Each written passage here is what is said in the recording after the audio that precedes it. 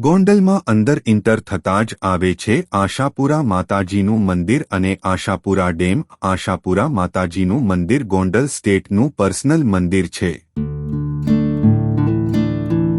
માં આશાપુરાના દર્શન કરીને અહીંયાથી આપણે ઝાંસી આશાપુરા ડેમ જે આશાપુરા મંદિરની એક્ઝેટ પાછળ જ આવે છે.